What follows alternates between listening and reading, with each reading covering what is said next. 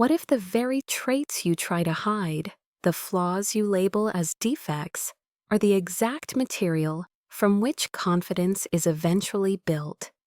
That tension is the essence of imposter syndrome. It is not loud, not dramatic. It usually arrives as a quiet, persistent whisper. You are not enough. You do not belong. Other people deserve their place in the world. You don't. This psychological pattern is common among high achievers. Yet most who experience it believe they are alone.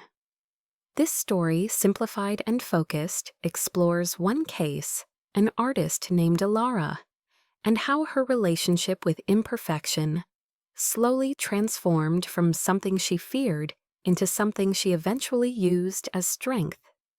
Elara lived in a dense, modern city of glass towers, neon reflections, and constant motion. Her studio was tucked above a noisy cafe, small and cluttered in a charming way.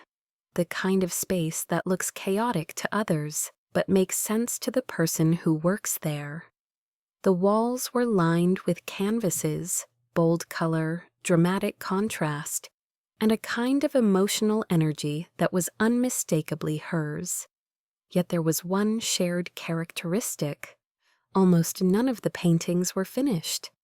Elara would work intensely, then step back, stare at the canvas, freeze, and declare it not ready. Sometimes she would erase parts. Sometimes she would abandon the piece entirely.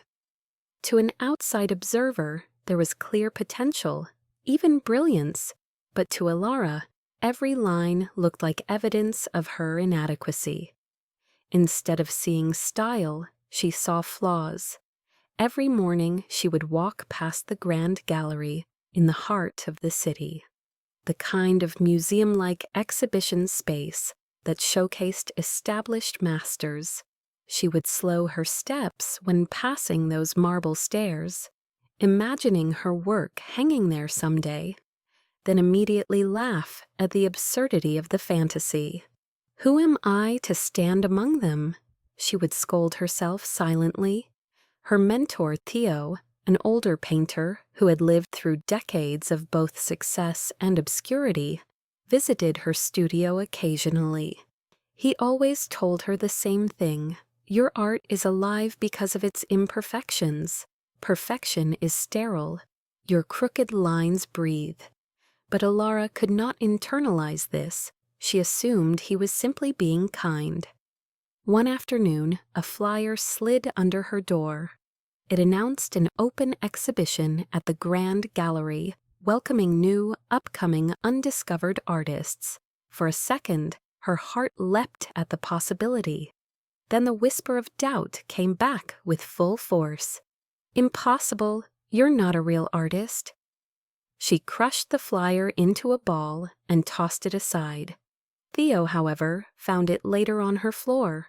He smoothed it out, placed it directly on her easel, and said simply, "This is your moment." Then he left. No pressure, no lecture, just that one sentence. That night, Elara could not sleep. The sentence echoed. The flyer stared back at her. She thought about the exhibition, not as a dream, but as a potential, real event. What if she submitted something? What if she let people see her work? What if they judged her? What if they confirmed her worst fear, that she was indeed a fraud? The next morning she tried to start a new canvas, a perfect piece appropriate for the gallery, but every stroke felt wrong. The fear of not being enough made her hands rigid. She threw down her brush in frustration. Theo eventually returned, saw the streaks of paint on the floor, knelt beside her, and asked, "Why are you fighting your own hands?" Elara muttered, "I can't show the world something so imperfect." Theo responded quietly, "Imperfection is not failure. Imperfection is the crack that lets the light through." Theo left again, but this time he left a small old book on her table. stories of real artists from different eras who had been criticized for being raw, unpolished, uneven. One sculptor in the book, named Lila, deliberately carved edges that were asymmetrical. Critics initially mocked her. Later, those flaws became her signature style. Something shifted. That night, Elara picked up her brush and decided not to avoid mistakes, but to let them exist. She allowed crooked lines to stay.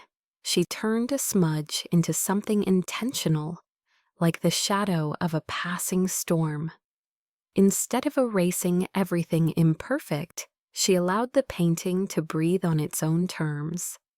For the first time in a long while, the canvas felt alive. She worked for days. She didn't magically become fearless.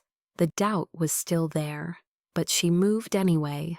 And that was the difference. Eventually, she had one piece she was willing to submit.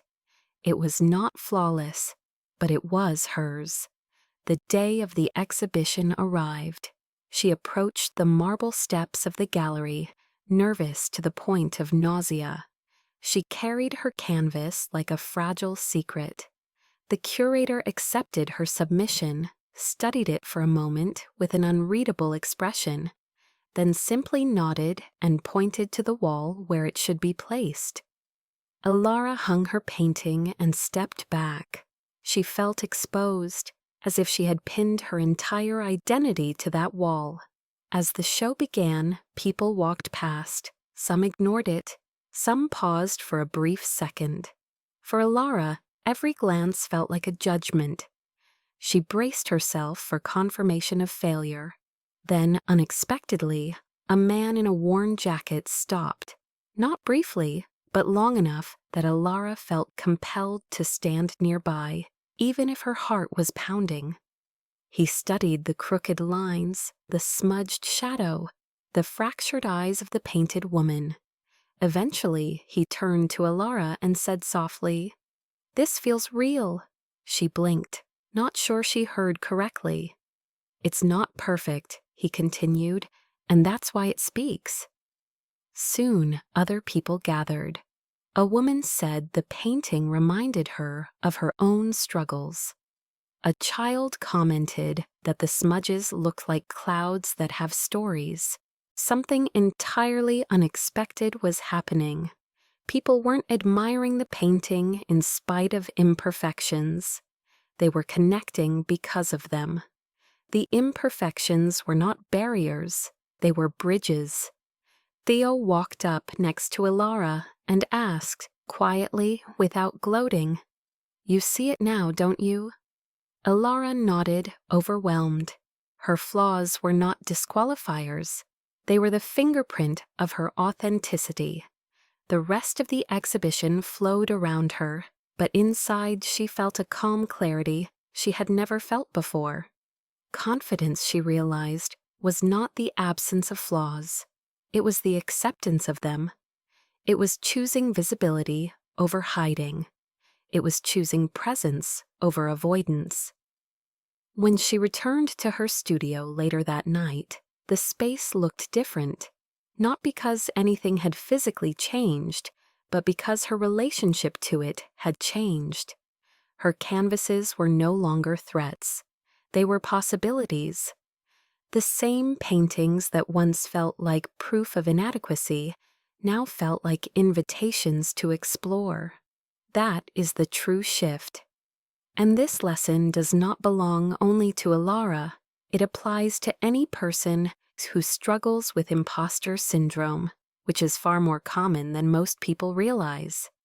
Many of the world's most accomplished individuals still secretly fear that they are one mistake away from exposure. Yet the paradox remains. Perfection rarely inspires people. Humanity does.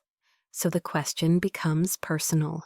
To you, the reader, what flaws are you currently hiding? And what if those exact flaws are the signal that makes your voice unique? You do not need to wait until everything is polished, flawless, or safe. Just like Elara, You can take one small imperfect thing, a sketch, an idea, a draft, and allow it to be seen. Let it breathe in the world. Let it connect with others who might recognize themselves inside it. Confidence grows in the exact moment you act, not when you eliminate doubt, but when you refuse to let doubt control whether you show up. Your imperfections are not evidence you do not belong. They are evidence you are human and therefore relatable. The world does not need your perfection. The world needs your truth.